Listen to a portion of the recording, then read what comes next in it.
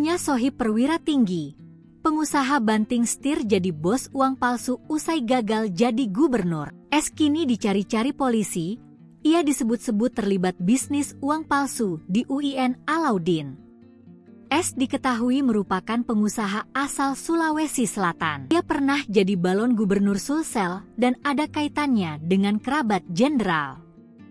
Kegagalannya di Pilkada 2024 karena tak ada partai yang mendukung. Itu, dia didorong sejumlah pihak menjadi bakal calon demi melawan skenario kota kosong di Pilgub Sulsel. S juga merupakan kerabat salah satu mantan perwira tinggi Polri asal Sulsel berpangkat terakhir Inspektur Jenderal. Kini S jadi incaran polisi. Terungkapnya pembuatan uang palsu di kampus UIN Alauddin bermula dari temuan dan laporan yang diterima polisi di Palangga, Goa.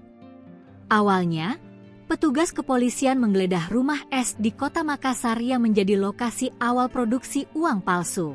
Kapolda Sulsel, Irjen Pol Yudiawan Wibisono, mengatakan produksi uang palsu dipindah ke UINAM karena rumah S tak cukup. Berdasarkan hasil penyelidikan, S menjadi orang yang membiayai pembelian bahan baku produksi. Mesin pencetak uang palsu dengan berat 2 ton didatangkan langsung dari Cina.